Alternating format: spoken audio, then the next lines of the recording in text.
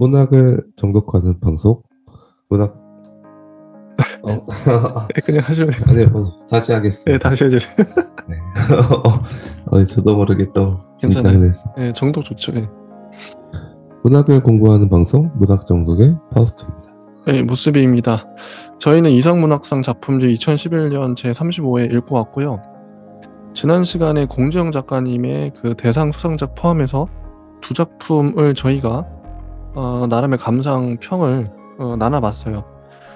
그리고 우수상 작품들을 이제부터 나눌 텐데 저는 요번에 정말 역대급으로 정말 다 잘 쓴 거예요. 깜짝 놀랐습니다, 진짜. 아니, 아니, 뭐 읽으면서 깜짝깜짝, 아니, 이거 너무 좋잖아. 각각의 다 스타일이 있고요. 너무 잘 쓴 거예요.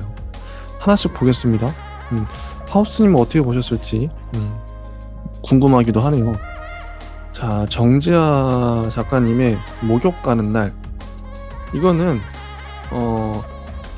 이제, 말 그대로,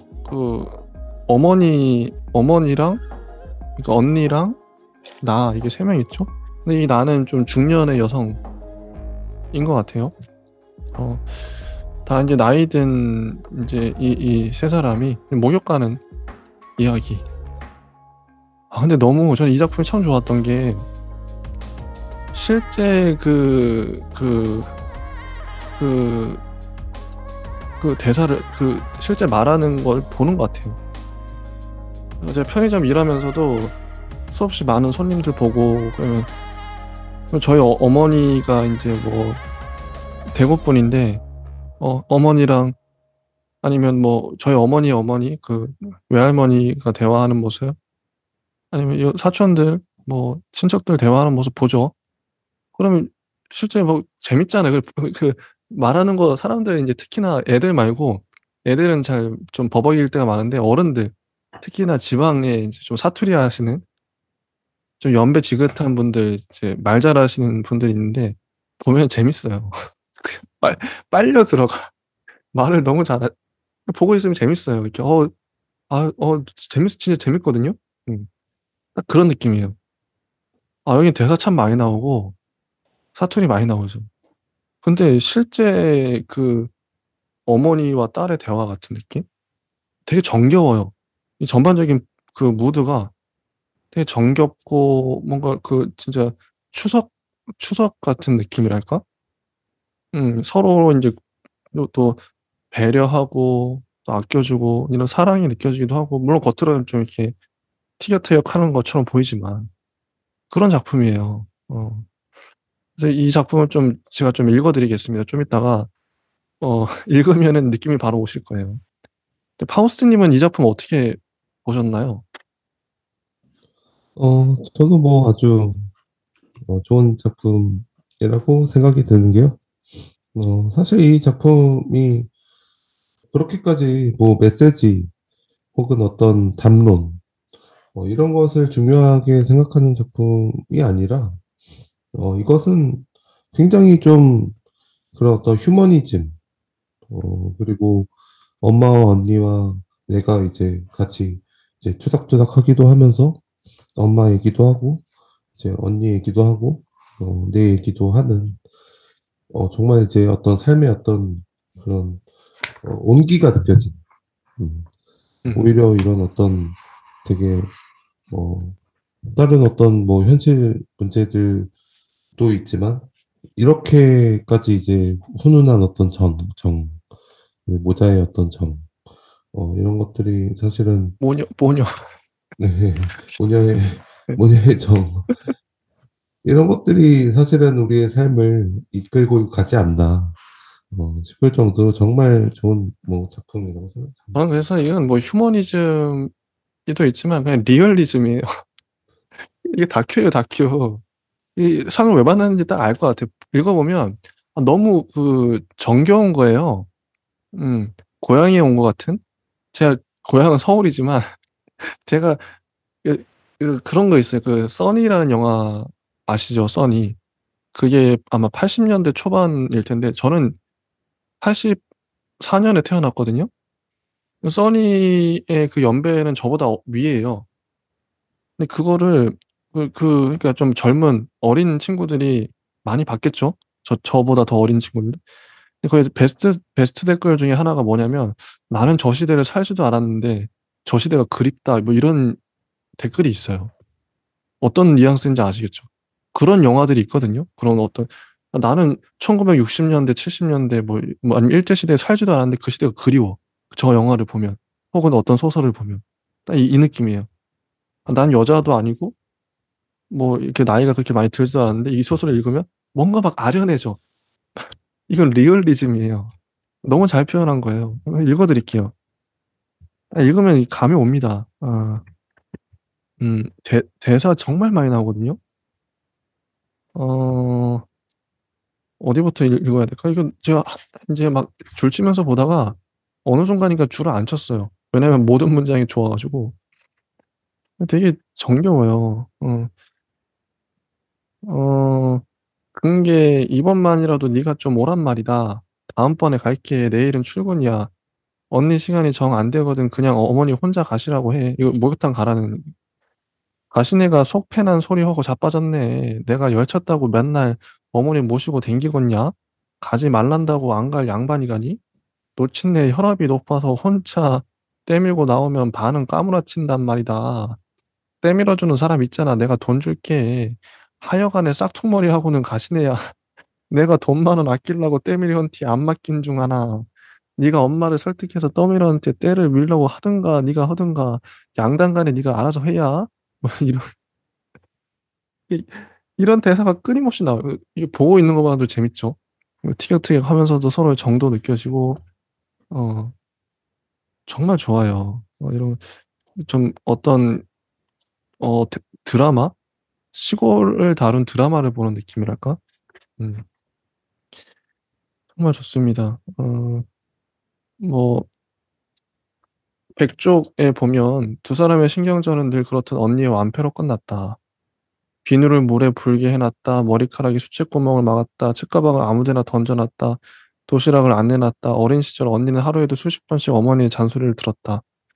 잔소리가 지겨워 버릇을 고칠 법도 하건만 언니는 날이 밝으면 어머니의 잔소리를 깨끗이 잊었고 친구 만날 생각이 혹은 영화 볼 생각이 아무 때나 책가방을 던져놓은 채 밖으로 달려나갔다. 그럴수록 어머니의 잔소리는 강도가 높아졌고 언니는 천성이 그렇기도 했겠지만 어머니가 그럴수록 뻐덕뻐덕 어깃장을 놓았다. 말다툼의 끝은 언제나 나였다. 이런 식으로 음, 옛날 얘기도 했다가 또 지금 이제 말도 했다가 둘째만 친딸이고 나는 다름 있어 주워왔지? 근게 죽어라고 나만 잡는 것이여. 글제 이럴라면 뭘라고 나를 주워왔는가? 둘째나 끼고 살지. 언니야 네 말 한 번 잘했다. 자아가 원재 책가방 던져놓는 거 한 번만이라도 봤냐? 자아는 철 듬시로 지 빤스 한 번을 내 손에 안 맡겼다. 나는 자아 월경이 언젠가도 몰라야. 니는 네 손으로 네 서답 한 번 빨아봤냐? 아이고 황송하게 서답 빨래는 무신 수덕과에 휙 던져놓지나 않으면 나가 엎드려 절을 했겠다. 말만 한 처녀가 나쁘고럽도 안 한가 원. 네 월경 날짜는 동네 개들도 다 알겄다. 아메. 응. 누가 요렇게럼 나누라고 했간디? 이것이 다 엄마 작품이여. 엄마 작품. 뭐 이런. 근데 여기 사투리가 나오잖아요. 사투리는 혹시 어떻게 보셨나요? 사투리는 사실 여기에 사실 아무런 어떤 그런 분위기를 주지 않을 정도로 내용이 좋아서 어떻게 보면은 사투리 하는 것은 어떤 문학에 있어서는 어, 굳이 안 들어가도 괜찮은 거예요. 사실은 서울말 쓰는 음, 게 훨씬 더 가독성이 있고. 그러니까 가독성은 좀 떨어지죠. 사투리 들어가면. 음, 근데 원체 이제 여기 있는 내용들이 이제 하도 이제 서로 티격태격하는 장면도 너무 좋고 많은 또 이런 정이나 질투나 어떤 감정선을 자극을 많이 하고 있어서 내용이 좋은 거죠. 음. 그래서 이거는 저 연극으로 만들어도 재밌겠다. 티격태격 엄마랑 딸이랑 티격태격하고 또 언니랑 또 동생이랑 또 티격태격하고 이런 맛에. 근데 서로 사랑하는 거 아니까 좀 불편하진 않거든요. 어, 티격태격 하는 모습. 대사가 여기는 거의 절반이 넘는 것 같아요, 이 소설은. 정말 많아요. 어, 그래서 어머니, 이제, 결국 목욕탕 같이 가죠. 목욕탕 같이 가는데, 거기서 이제 어머니, 이제 옷을 다 벗잖아요? 벗으니까 어머니 그 주름 잡힌 몸을 보는 거죠. 좀 뭔가 좀 짠하기도 하고. 음, 그러니까 백구 쪽에 보면, 어, 팔이 아픈 것인지 윗옷을 벗는데도 시간이 걸렸다. 6월 초인데도 어머니는 십수년 전 내가 사다 준 분홍색 내복을 입고 있었다. 내복을 벗은 어머니 왼팔이 팔꿈치부터 손목까지 거무죽죽했다. 만져보니 굳은 살이었다. 쑥스러운 듯 어머니가 배시시 웃음을 빼물었다. 다리가 아픈 게 밥할 때마다 왼팔을 싱크대에 걸쳐놓고 힘을 안 주냐. 그러다 보니까 언제부턴가 굳은 살이 박혔어야. 거기는 흉해도 아프든 아는 게 암시랑도 않다. 자리에서 일어난 어머니가 한쪽 팔로 평상을 집은 채 남은 팔로 힘겹게 바지를 벗었다.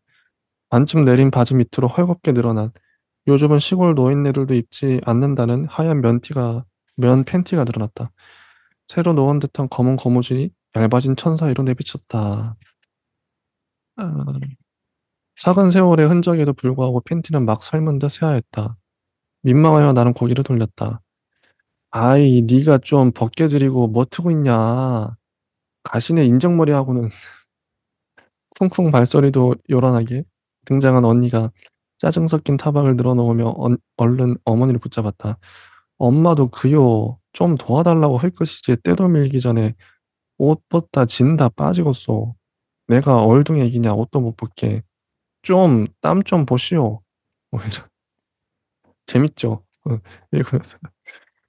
어, 참 짠하기도 하고. 음,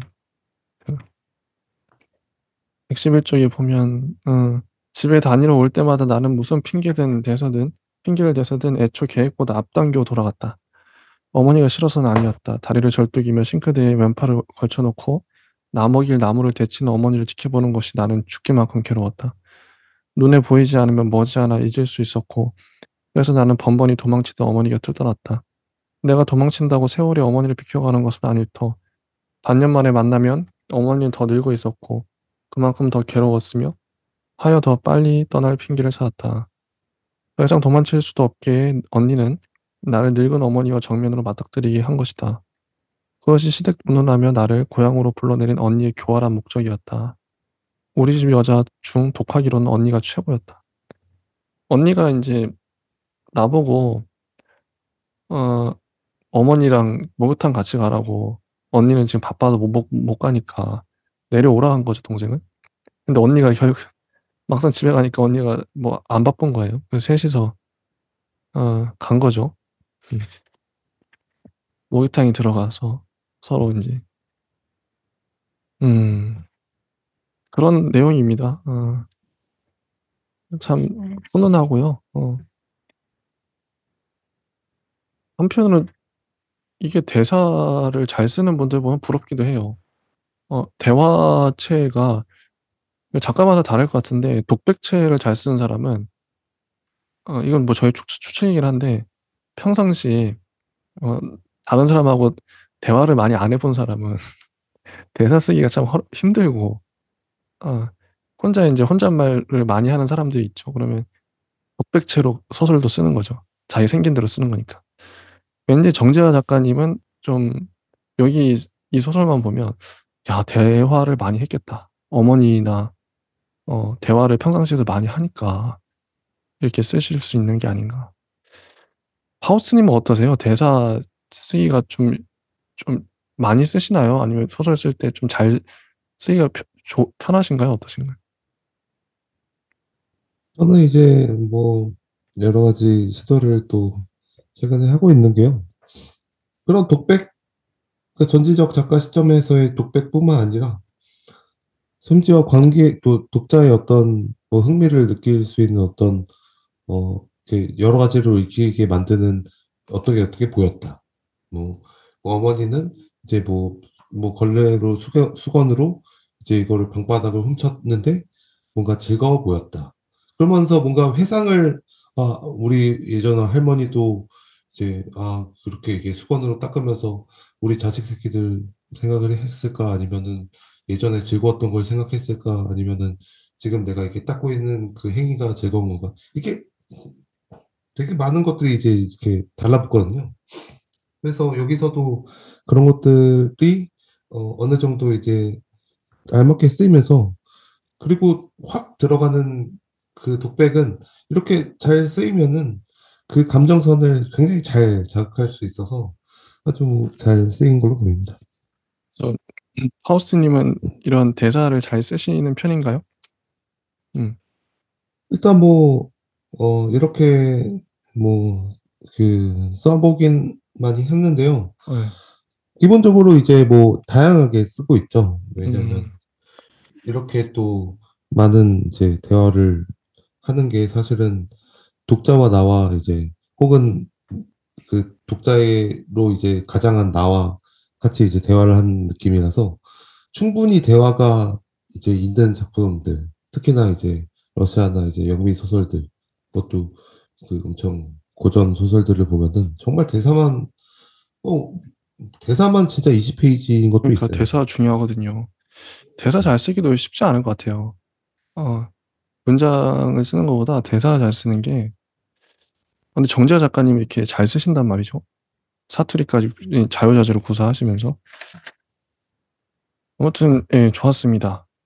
이제 이 작품은 여기까지 하고, 그다음에 다음 작품. 김경옥 작가님의 빅브라더. 이 작품 빅브라더. 저는 이 작품도 좋았어요. 동생의 입장에서 형을 본 거거든요. 형은 나에게 우상이죠. 동생에게. 근데, 근데 이 작품이 진짜 좋은 게, 결국 이제 형 얘기를 하고 싶은 거죠. 하고 싶은데 이걸 어떻게 풀어가냐면, 첫 문장이 이래요. 형이 맨 처음 하늘을 난 것은 내가 7살 때의 일이다. 궁금하잖아. 형이 어떻게 날았지? 독자는 궁금할 거 아니에요? 이런 식으로, 근데 이 파트가 몇 개 나눠지죠, 이게. 형이 7살 때 날았던 얘기. 그 다음에 또, 이제 결국 이제 이걸로 끌어가는데, 다음 파트에 넘어가서도 형이, 자, 126조. 형이 두 번째로 하늘을 난 것은 내가 10살 때의 일이다. 이렇게 가요. 저는 이게 너무 좋았어요. 앞에 앞문장이 그러니까 단락이 나눠질 때마다, 파트가 나눠질 때마다 앞문장이 치고 들어가는 거죠. 형이 맨 처음 하늘을 난 것은 내가 7살 때 일이다. 이게 파트 1. 파트 2에선 형이 두 번째로 하늘을 난 것은 내가 10살 때 일이다. 궁금하잖아요. 뭐 어떻게 날았지? 근데 실제로 중요해요, 단계. 그 사건이 있죠. 근데 이런 식으로 글을 이렇게 잘 뭉쳐서 가요. 132쪽에 형이 세 번째로 하늘을 나는 모습을 지켜보았을 때 나는 신학 대학생이었다. 이렇게 가요. 이게 파트 3죠. 그 다음에 쭉 넘어가서 139초. 형이 네 번째로 하늘을 난 것은 아버지가 땅에 묻히던 날의 일이다. 이렇게 갑니다.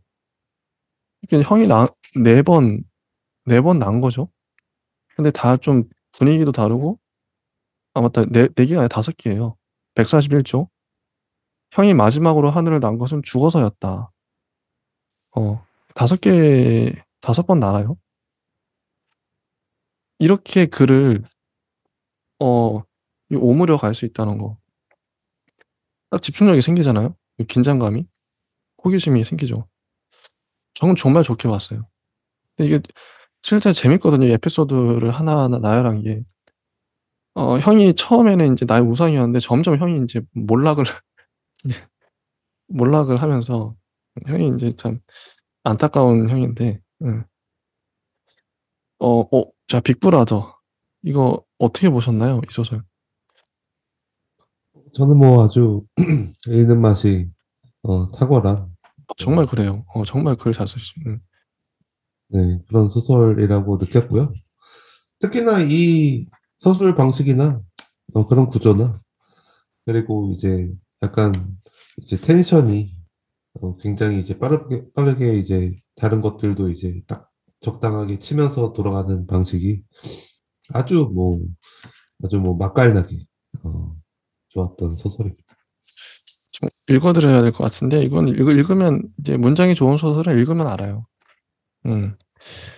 자, 첫 문장부터 형이 맨 처음 하늘을 난 것은 내가 7살 때 일이다. 한때 벽돌 공장 부지였던 공터에 서커스단이 들어왔다. 우라지게 크네. 형은 이새로 침을 찍 뱉으며 말했다. 나와 단둘이 있을 때면 형은 학교 뒷담 언저리에서 아이들에게 삥 뜯는 나쁜 형들처럼 말했다. 그럴 때면 나는 형이 몹시 부러웠다. 껄렁한 말투는 몰라도 이새로 침 뱉는 건 도무지 흉내조차 낼 수 없었다. 이게 첫 문단이에요. 음. 학교에서 돌아온 형은 가방을 내던지기 무섭게 서커스 얘기에 열을 올렸다. 사자들이 줄지어 링을 통과한대. 난쟁이가 줄 위에서 외발 자전거를 뭔데? 인형처럼 예쁜 쌍둥이 자매가 맞은편 공중근해로 새처럼 몸을 날린대. 디테일은 매번 달라졌다. 사자들은 불이 붙은 링을 통과하기도 했고, 난쟁이는 안대로 눈을 가린 채 외발 자전거를 타기도 했고, 인형처럼 예쁜 쌍둥이 자매는 공중제비를 돌며 맞은편 공중근해로 몸을 날리기도 했다. 토시 하나 바꾸지 않는 것도 있었다. 인간 대포 알묘기. 그것만큼은 직접 본 것처럼 말했다. 어마어마한 대포야. 어른이 들어갈 정도로 커. 어른이? 형은 내가 이렇게 되묻는 것을 좋아했다. 형은 자신이 대포를 만들기라도 한 것처럼 자부심에 찬 얼굴로 고개를 끄덕였다. 인간 대포알이 들어가면 어디선가 북소리가 울려 둥둥둥 번쩍이는 구슬이 주렁주렁 달린 옷을 입은 사회자가 열부터 거꾸로 세면 북소리가 점점 빨라져 두두두두 마침내 열을 다 세면 뻥 소리와 함께 인간 대포알이 높이 높이 날아가. 이런 문장이에요. 좋죠. 문장의 리듬이나 뭐 재치도 있고 이게 읽는 맛이 살아 있어요. 김경호 작가님 잘 쓰십니다. 저 재밌게 읽었거든요. 시전이가 경쾌해요. 이게 너무 좋아요. 이 문장의 호흡이나 리듬 뭐 다 좋아요. 특히나 이 화자가 어린 애잖아요. 이럴 때 참 좋거든요, 소설이. 뭔가 순수하기도 하고 뭔가 또 형을 동경하는. 실제 여기 첫 번째 에피소드의 중요한 사건은 형이 어 형의 이제 영웅담이죠. 어떻게 보면 아버지가 이제 목사인데 거기서 돈을 이제 이렇게 해가지고 서커스 보러 가잖아요. 마지막 날에 보러 가서 형이 이제 날았죠. 실제 대포에 날았죠. 그 사건인데 재밌어요. 어. 근데 근데 근데 이게 마냥 이제 재미만 있지도 않고 그 의미가 있죠. 아버지가 목사고 죄에 대해서 나와요. 언젠가 아버지는 말했다. 사람들이 나를 어려워하는 것은 그들이 지은 죄 때문이란다. 아버지 말씀에 따르면 형이 아버지를 어려워하지 않는 건 죄를 짓지 않았기 때문이다. 어, 그러니까 이 죄에 대해서 이 주인공의 동생도 나중에 목사가 되거든요. 죄에 대한 문제 은근히 근데 형은 또 엇나가요. 이 집안에서 목사 아들이 엇나가는 경우가 많죠. 음. 어, 아버지는 원래 형에게 교회를 물려주려고 했는데 음, 그 형이 좀 엇나가니까 모자라니까 물려주지 못했죠. 음. 그, 이 소설의 뭐 주제랄까? 뭐라고 생각하세요? 이런 에피소드를 통해서 또 김경호 작가님은 뭘 말하고자 하는가? 일단 세 가지라고 보는데요. 예. 하나는 이제 성장 소설이 가질 수 있는 그리고 어떤 뭐 통괄의적인 어떤 얘기의 어떤 담론으로서 과연 내가 이제 그런 어떤 세상에 있어서 이런 어떤 다양한 어떤 흥미나 발견들 그리고 내가 뭐 어떤 비행 이제 하는 어떤 장면을 통해서 내가 뭔가 세상의 하나의 어떤 존재이고 싶은 그런 성장의 어떤 발견들이 첫 번째 이야기 담론인 것 같고요. 두 번째는 그런 어떤 레이위를 통해서 아버지와의 어떤 갈등의 저자라고 생각하는데요.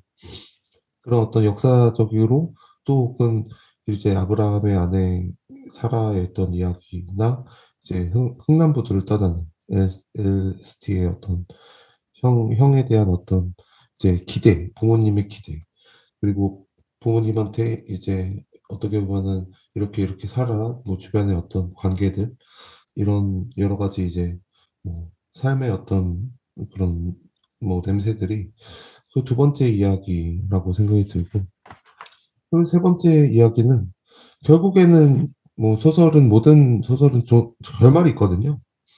음, 시작도 있고 결말이 있는데 음, 결국에는 결말에서 마지막에 얘기하는 것이 무조건 하나의 메시지예요. 음, 네, 그래서 이 음, 마지막에 어떤 형이 어떻게 보면은 환영일지도 모르겠다는 어떤 뭔가 음, 아쉬움과 함께 우왕청심환을 빌려서 연단에 이제 오르면서 결국에는 설교를 뭐 준비하기도 하고, 그리고 뭐 나의 모습 같이 그리고 느껴지기도 하고, 형이 뭐 굉장히 좀 이제 어영부영하는 느낌이, 그런 것들을 이제 하면서 뭐 교회에서 이제 죄악과 심판에 대한 이야기를 하는데, 결국에는 이런 어떤 뭐 일련의 어떤 많은 서사들이 맨 마지막에 그렇게 형과 뭔가 동일시 되면서도 뭐 형을 또 어떻게 보면은 추억하고 그리워하는 그런 어떤 죄의 어떤 뭐 의식 같은 느낌이 들기도 하지만, 결국에는 그게 또 어쩔 수 없는, 형이 그렇게 뭐 뛰어내린다고 해서 옆에서 뭐 말릴 수 있는 게 아니잖아요. 뭐 음, 그리고 형이 이제 또 목사가 되기 싫어서 뭐 뛰쳐나간다고 해서 뭐 이 동생이 형을 설득해서 그냥 되면 좋을 것 같아, 형은. 이렇게 해서 될 것도 아니잖아요, 사실. 그런 어떤 문제에 있어서, 어, 어쩌면 이제 환영처럼 보이는 형의 모습이 음, 나의 모습 같기도 하고, 아닌 것 같기도 하고, 이제 약간의 어떤 삶의 그런 어떤 몽환적인 어떤 느낌을 풍기는 결말. 음. 이게 뭐 스토리별로 아까 이제 5번 형이 날았잖아요. 첫 번째 문장으로 치면서 그 한 5개를 한번 보면은 첫 번째 난 거는 서커스단 왔을 때 어 인간 대포로 날았죠. 이건 어떻게 보면 형의 어떤 성공 서사예요, 첫 번째. 난 건 좋은 거니까. 실제 날았다. 근데 이게 이제 두고두고 인제 형의 자랑, 동생의 또 자랑이 됐죠. 아이들도 되게 "어 진짜 날았냐?" 이렇게 물어보고 첫 번째로 낳은 건 되게 좋았어요, 어렸을 때. 그리고 두 번째 형이 날았다 그러는데 어 인제 이 그 아이들이 아이들이 인제 몰려 가지고 이 형이 그 2층 높이 축대에 서요. 131 쪽에 보면. 형은 진짜 날려고 그랬어요, 망토까지 두르고. 하지만 여기 보면 "아이들은 기적을 원했고 형에게는 기적이 필요했다." 그랬죠. 진짜 뛰어내렸는데 결국 형은 눈앞에 사라졌죠. 음. 기적의 반대말은 만유인력이다. 형은 머리를 7반을 꿰매야 했다. 7반을. 밤하늘을 밝히던 북두칠성은 형의 머리 가죽에 흉터로 내려앉았다. 결국 못 날았어요. 이게 인제 형의 몰락. 첫 번째 에피소드에선 날았는데 인간 대포로. 두 번째에선 모든 아이들이 보는 앞에서 인제 머리가 깨졌다. 못 날았다. 여기 인제 형의 몰락이고, 세 번째 에피소드 여기서 어떻게 나냐. 어 여기서는 여기 인제 어 데이트 이제 내 동생이 여자친구가 생겼죠. 근데 여자친구가 인제 형을 만나고 싶다고 해서 형을 데려 나갔어요. 나는 저런 덜 떨어진 형 보여주고 싶지 않은데, 네, 형한테 신신당부하죠. "야 말 많이 하지 말고 어 그냥 빨리 그냥 금방 잠깐 보고 들어와." 이렇게 했죠. 근데 형이 인제 근데 은근히 형하고 여자친구가 잘 맞는 거예요. 뭐 136 쪽에 보면 "좋아하는 음식이 뭐예요?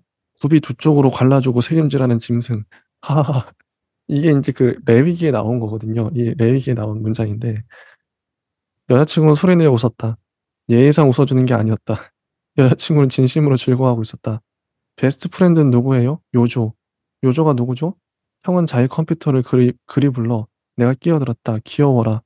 여자친구가 미소를 지으며 말했다. 요조는 무슨 뜻인가요? 컴퓨터를 살 때는 요모조모 따져야 합니다. 형이 대답했다. 어쩜 여자친구는 재밌어 죽겠다는 얼굴이었다. 나에게는 보여준 적 없는 얼굴. 동생 어렸을 때는 어땠어요? 마침내 화제가 나에게로 옮겨왔다.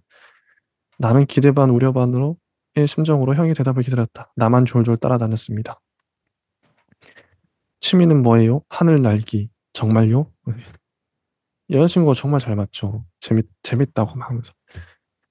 여자친구랑 진짜 하늘을 날려고 번지 점프하러 올라갔어요. 번지 점프 형은 뛰어내렸죠. 어, 여자친구도 뛰어내렸어요. 하지만 나는 못 뛰어내렸다. 동생은. 그리고 이제 138쪽에 보면 그날 이후 여자친구는 내 전화를 받지 않았다. 아무래도 안 되겠어. 응. 이렇게 차였죠.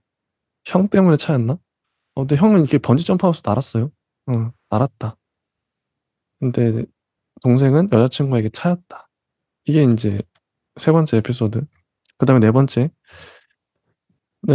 어 하늘 형이 낳은 게 아버지가 땅에 묻히던 날이었어요. 이제 형은 집을 나갔죠. 아버지는 암 진단을 받은 지 열흘 만에 돌아가셔요.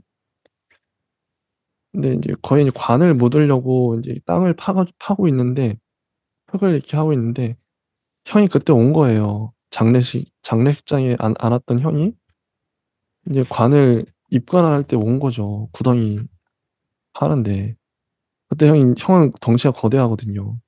형은 성난 코끼리처럼 달려왔다. 형이 출렁이는 턱살이 손에 잡힐 듯 선명해지는 순간이었다. 형의 눈이 휘둥그레지는가 싶더니 거짓말처럼 붕 떠올랐다. 돌부리에 걸린 형은 제 속도를 이기지 못하고 허공에 굵직한 포물선을 그렸다. 중력도 형의 몸뚱이를 붙들지는 못했다. 아, 형이 또 하늘을 나는구나. 나는 뭔가에 홀린 기분이었다. 이번에 형을 받쳐준 것은 안전 구물망이 아니라 아버지의 관이었다. 아니다. 형의 몸뚱이가 아버지의 관을 덮쳤다. 할렐루야. 누군가 외치자 모두가 입을 모아 복창했다. 할렐루야. 할렐루야. 할렐루야. 모두는 아니었다. 어머니와 나는 벌어진 입을 다물지 못했다. 이렇게 형이 납니다. 돌부리에 걸려서 아버지 관 위로. 이게 네 번째 에피소드고, 근데 형이 마지막으로 난 게 죽어서요죠. 공사판을 전전하던 형은 어이없는 사고로 목숨을 잃었다. 철근을 옮기다 전복된 기중기에 깔려 죽은 것이다. 형년 45세. 형이 남긴 유품은 내복 상자 한 개가 고작이었다. 그래서 형을 화장하고 형을 이렇게 이제 뿌려주죠, 위에서. 그래서 형이 날게 돼요. 어.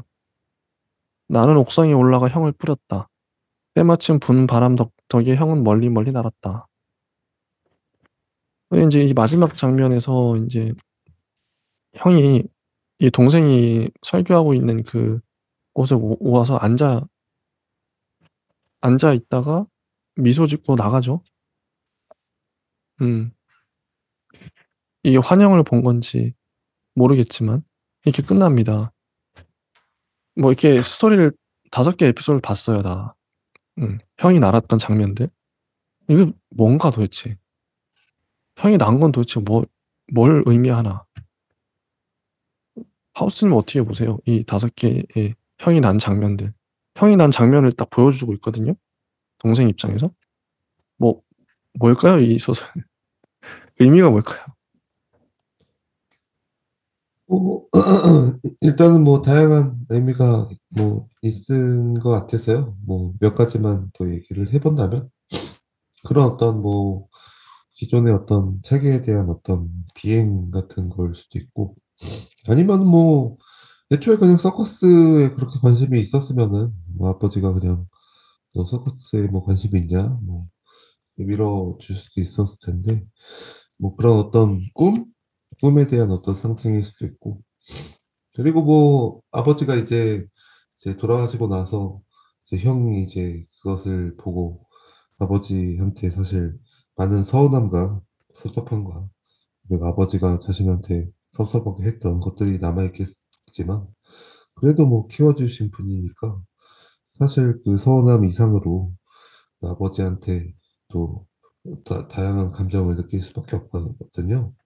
그래서 음, 그런 어떤 그 격차에 대한 어떤 섭섭함. 음. 음, 이게 진짜 뭐 날았다는 게 다양하게 해석될 수 있는 것 같아요. 그래서 이 소설이 더 깊어진다 그럴까? 어, 다양하게 해석될 수 있으니까 한 방향이 아니라 인간의 뭐 성장통일 수도 있고 아니면 형의 몰락으로 볼 수도 있고. 음. 이거는 뭐 그런 의미 없이 봐도 그냥 재밌어요. 술술 잘 익히고. 예, 이 정도로 하고 다음 소설 전성태 작가님이 국화를 안고. 아, 이 소설도 좋습니다. 국화를 안고 이거는 이야기가 어 그러니까 광주랑 연결돼 있어요. 광주 5.18. 5.18 때 한 청년이 죽죠. 근데 그 청년의 무덤이 있는데 그 무덤에 이 교사, 초등학교 교사인 이 여자분은 가서 국화를 놓고 와요. 매년. 그런 설정이죠. 눈 내리는 날, 이 여자 교사는 이제 전근을 가기 전에 거실에서부터 이제 나와가지고 눈길을 걸어요. 근데 이게 소설 내내 이제 눈밭을 이렇게 걷는 모습. 저는 이게 눈이 휘날리는, 이 하얀, 국화도 하얗잖아요. 이게 되게 환상적이더라고요. 하얀데 그게 추운데 이렇게 혼자 새벽에, 또 새벽에, 근데 그런 모습이 되게 환하고, 뭔가 좀 5.18, 광주 5.18 이런 식으로도 묘사할 수 있구나. 어, 애도하는 소설이라고 생각했어요, 저는. 5.18, 애도를 어떻게 보면 잔잔하게 하는 거죠. 그런 소설인데, 음. 하우스님은 이 국화를 안고 어떻게 보셨나요? 아주 뭐,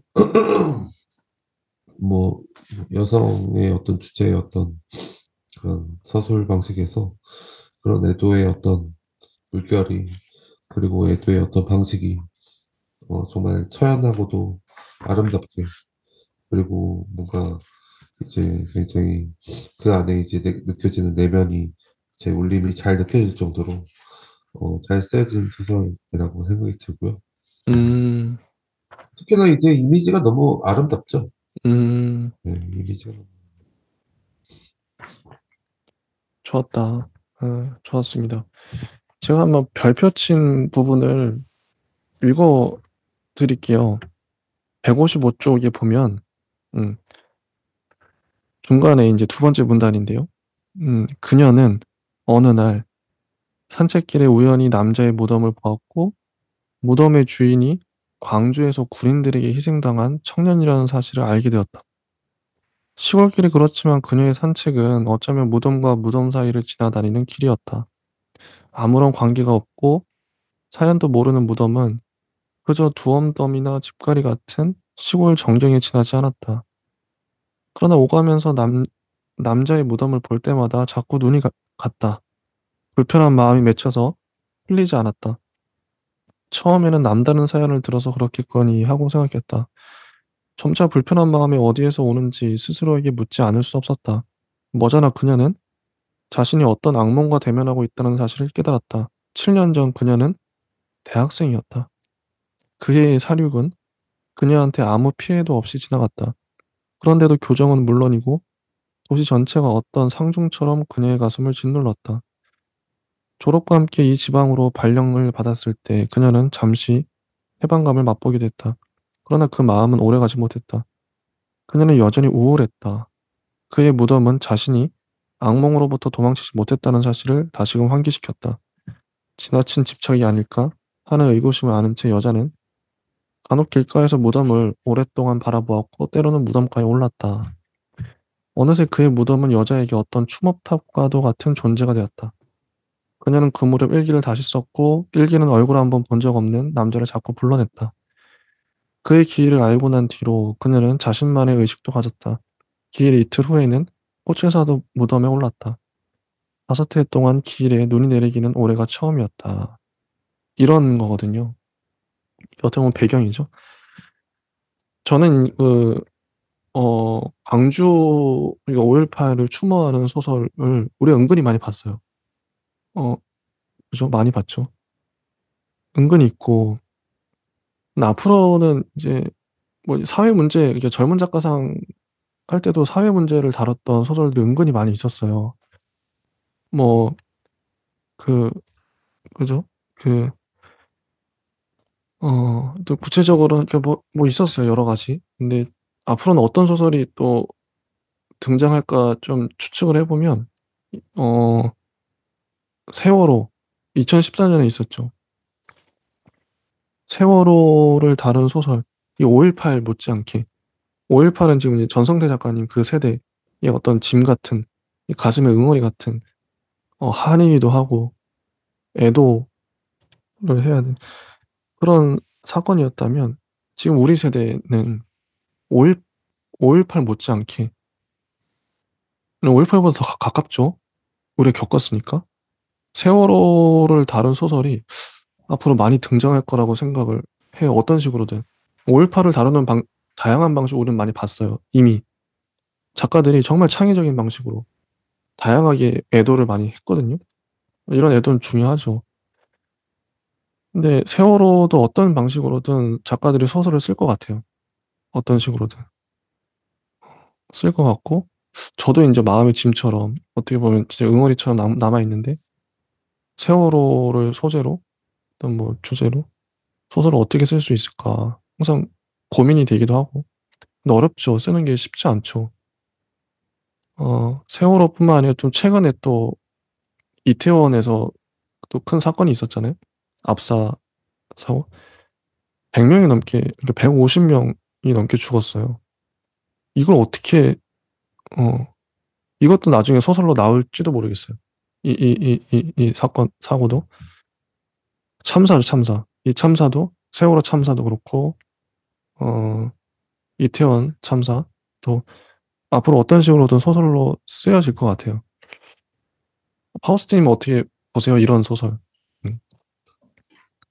저도 뭐 세월호 사건 때 이제 하나의 시를 쓴 적이 있는데요. 아, 일단 뭐 굉장히 어머니가 또 그때 혹이 이제 잔혹들이 이제 있어서 이제 가슴에 좀 이렇게 혹이 이제 만져진다. 이제 이게 악성일지 이제 뭐 종양일지는 모르지만 당연히 뭐 지금 잘 계시는 거 보면은 악성은 아니었는데요.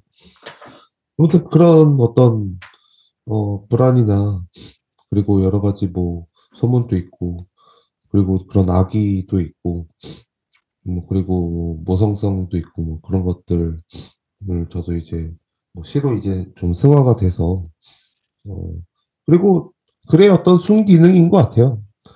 어 맞아요, 맞아요. 예, 사실 뭐 그런 고통을 사실 그렇죠. 뭐 모르면은 사실 더 다행인 거고 군대를 가지 않는 것처럼 사실 그런 고통을 모르면은 사실 더 그래도 다행인 것이라고 생각이 들고 혹은 그런 고통을 또 안다면 그리고 자신도 이제 느껴봤다면 그런 것들로 이제 조문하고 애도하고 그리고 추모를 하는 거거든요. 결국에는 어떤 삶의 어떤 그런 고통들이나 공동체적인 어떤 그런 여러 가지 생각들이 그렇게 이제 내 이웃이나 내 모든 옆에 있는 사람들이 그런 고통을 겪을 수도 있겠다.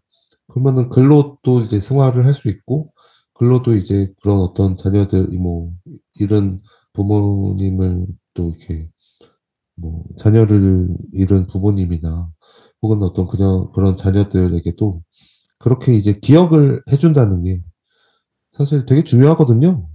그렇죠. 이게 예, 예, 맞아요. 이런 것들을 사실 5.18이나 뭐 3.1 운동이나 이런 것들을 모두 기억을 안 한다면은 음, 이런 어떤 인간의 이렇게 인식이 그리고 특히나 이제 한국사에서의 어떤 자신의 정체성이나 그런 어떤 선한 어떤 영향력이 저는 자연스럽게 뭐 줄어들 수밖에 없다고 생각이 드는데 이런 것들을 기억함으로써 이제 앞으로 나아가는 거죠. 음, 그래서 음, 그래 순기능이라고 생각합니다. 음. 이 뒷부분에 나오는, 어쨌든 이 젊은 여자는, 무덤에, 음, 아무도 몰래 국화를 놓고 오는데, 뒷부분에 이제 그 비구니 얘기가 나와요. 비구니 얘기가 나오는데, 이 스님이죠. 어, 이 젊은 비구니, 하월이라는 젊은 비구니 얘기가 나와요. 어, 은근히 이제 이 분량이 좀 되거든요. 어, 그러니까 이 비구니 얘기는 어떻게 보세요? 어떤 기능을 담당하는가, 이 소설에서. 네. 아무래도 뭐 그렇게 이제 한없이 이제 돌아가신 분들에 대한 어떻게 보면은 애도의 어떤 느낌이 나기도 하고, 그리고 비고니가 이제 굉장히 여기서 많이 등장하는 뭐 어떤 여러 가지 이유도 그런 소설의 분위기나, 그리고 그런 어떤 알려주는 거, 죽기 전에 사귀던 여자가 여기 있었던 모양이죠. 뭐 이런 어떤 알려주는 어떤 다양한 뭔가 얘기들이 그 비구니의 어떤 삶의 어떤 서사와 또 어울려서 같이 이제 어떤 소설의 어떤 국면을 이루고 있다. 음, 맞네요. 네, 그런 좋습니다. 생각이. 일단 뭐 이 소설은 여기까지 하고, 이제 다음 작품. 저는 김순 작가님 소설 처음 봤거든요. 이분도 꽤 유명하시잖아요. 이름도 되게 독특하시고, 뭐 한강, 뭐 김숨 이렇게 작가님, 이분들 꽤 저는 잘 쓰신다고, 한강 작가님 글 봤을 때도 깜짝 놀랐어요. 이렇게 쓰시는구나. 너무 잘 쓰시고, 김숨 작가님 아무도 돌아오지 않는 밤. 이 작품 진짜 걸작입니다. 잘 썼어요. 너무 잘 썼어요, 김숨 작가님. 깜짝 놀랐어요, 저 솔직히. 거의 이제 여기 2011년에 거의 베스트, 어, 제가 봤을 땐 베스트다. 실제 그 심사평 보니까 거의 마지막까지 이제 대상 이제 후보로 올랐던 게 이 김숨 작가님의 아무도 돌아오지 않는 밤이었더라고요. 그만큼 잘 썼다는 거죠. 이건 실제로 이 제목처럼, 그러니까 한 여자가, 어, 그, 그 남편이랑, 그리고 남편의 아버지, 그 시아버지죠? 셋이 살고 있어요, 집에. 살고 있는데, 처음부터 이제 이 대놓고 이제 시아버지가 오리뼈를 고우잖아요. 오리뼈를 고우는데 난 그게 너무 싫은 거야. 어. 아니, 저기 냄새도 나고 막 다 배고 막 되게 꼴 보기 싫은 거죠. 근데 이,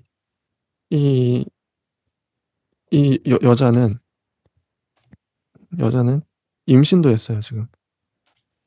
그런 상황인데, 근데 시아버지가 싫어요. 그 오리뼈 저거, 너무 싫어서 노인이. 어쨌든 노인이 집을 잠깐 나갔죠. 뭐 늘 나가는 것처럼 산책하러. 노인이 안 돌아와요. 남편도 퇴근하고 올 때가 되는데 안 와요. 그리고 또 이 시아버지가 나가면서, 야, 202호가 아줌마가 30만 원 이따 줄 거야. 자기가 빌렸다고, 자기한테 빌렸다고 30만 원 줄 거라고 아들하고 말해주고 갔는데 202호 아줌마도 안 와요. 세 사람이 안 와요. 아무도 돌아오지 않는 밤이에요. 끝까지 안 오죠? 왜 안 오는지는 몰라요. 독자들이 읽으면서, 도대체 그럼 이게 뭐야? 뭔 일이 난 거야, 그러면? 이 서스펜스가 생겨요. 저 죽은 거야? 아니, 뭐야, 이거 어떻게 된 거야? 이 긴장감 엄청납니다. 이 소설. 이렇게 끝까지 전개시키는데, 그래도 또 나오는 또 중요한 게 또 모티브가 오리뼈 고운 국물이죠. 그것도 징그럽게 나오고, 국물 냄새 날 것 같은 느낌. 이런 소설이에요. 근데 저는 이 긴장감부터가 이제 압권이다. 스릴러의 서스펜스 영화를 보는 듯한 느낌의 소설이에요. 너무 좋았어요. 이 분위기. 이 뭔가 압도하는 분위기. 조여오는 긴장감. 되게 공포 소설 같기도 하거든요. 하우스님 어떻게 보셨나요, 이 소설? 저도 뭐 이런 서스펜스가 또 좋은 게요. 이제 폭풍의 언덕 같은 거를 보면은 사실 그런 이제 집에 이제 들어가서 막 강아지 막 큰 게 막 짖고 그리고 막 옆에서는 뭐 약간 뭐 그 마초적인 막 아버지나 되게 막 피해자인 것 같은 또 딸이 이제 막 방에서 이제 막 웅크리고 있고 약간 그런 분위기가 서스펜스가 느껴지는 어떤 소설이라고 생각이 들고요. 이런 뭐 서스펜스의 또 중간중간에 이제 그런 어떤 인간의 이기심이라던가 맨 마지막 장면도 되게 특이한 것 같아요. 음. 맨 마지막 장면 어떻게 보셨나요, 혹시? 이거 제가 설명을 해야 되는데 어쨌든 계속 안 오다가 근데 이게 호불호가 갈릴 수 있는 게 마지막 장면을 좋아할 수도 있고 또 안 좋아할 수도 있는데 긴장감의 측면에서 어쨌든 아무도 안 오는 건 되게 긴장감을 자아내요. 근데 거의 마지막에 가서 203조 이렇게 가서 202호 여자 남편이 고개를 내밀어요. 남편은 왔다는 거잖아요. 이렇게 처리한 게 과연 옳았나? 남편도 안 왔어요. 그러니까 저는 어 이 분위기가 갈 거면 아예 아무도 안 오는 근데 여자가 인제 이 그녀가 건너편 건물을 봤을 때 건물에 불이 다 꺼져 있어요. 아무도 없다는 거죠. 결국 인제 이게 꿈인가? 아니면 또 뭐 좀비 사태 같은 다양한 상상을 할 수 있잖아요. 근데 여자 그녀 외에도 아무도 없었으면 정말 더 공포스러웠겠다 싶었는데 어쨌든 202호 남편이 왔어요. 이러면 좀 독자 입장에서 안심이 되죠. 사람이 한 명이라도 있으니까. 요 부분 좀 처리가 아쉬웠고 그래서 마지막으로 가면 노인 방에 들어가요, 이 여자가. 근데 여기도 성경이 나오죠. 노인이 인제 거의 인제 뭐 할 일이 없으니까 산책 갔다 오고 방에서 앉아서 성경을 필사를 해요. 성경에 여기 써 있죠. 206 쪽에 보면 레비딤에서 발행하여 신의 광야에 진쳤고 신의 광야에서 발행하여 뭐 이렇게 계속 나와요. 이런 거 필사한 거죠. 필사. "셈의 족보는 이러하다." 뭐 이런 거 다 그대로 나오죠, 소설에. 그리고 "나았다." 뭐 이렇게 필사한 걸 이 그녀는 그 글 위에다가 또 글자를 써요. 그 노인이 쓴 글 위에다가 덧대서 쓰는 거죠. 그런데 너 208 쪽에 가면 거의 마지막인데 "너무 꽉 누르고 있어서인지 볼펜에서 잉크가 흘러나와 검은 웅덩이를 만들었다. 웅덩이는 점점 넓어 짙어졌고 웅덩이 속으로 글자들이 수몰되듯 빨려 들어갔다. 낳고 또 낳아 동아줄줄처럼 질긴 족보로 이어져 내려온 사람들이 야밤처럼 깊은 웅덩이 속으로 수장되고 있었다. 그녀는 웅덩이를 넓히려도 하듯 동그랗게 원을 그렸다. 노트 위의 글자들이 한 글자도 빠뜨림 없이 웅덩이 속으로 빨려 들어갈 때까지 기다리다 한순간 몸을 일으켰다. 노인도 남편도 돌아오지 않고 있었다. 그리고 202호 여자도. 이렇게 가거든요. 그리고 마지막에는 들통 속 오리뼈 국물은 바닥까지 쫄아들어 있었다. 이런 상황이에요, 지금. 그래서 달그락달그락거리고 국물이 쫄아 가지고 뼈들이 허옇게 말라가고 근데 그녀는 뚜껑을 꼭 닫고 가스레인지 불을 껐다. 그리고 마지막 문단에 보면 빌라 계단을 내려가요. 골목으로 들어서죠. 노인을 찾기 위해서. 그녀가 노인을 찾아 집에 돌아왔을 때 남편과 202호 여자가 돌아와 있기를 바라며 정말이지 아무렇지도 않게 이렇게 하면 끝납니다. 근데 그 부분은 확실히 아까 인제 필사하는 부분, 성경 필사하는 부분 되게 그로테스크하고 좀 기괴하게 그러니까 거의 뭐 이렇게 볼펜에 잉크가 막 웅덩이처럼 된 거잖아요.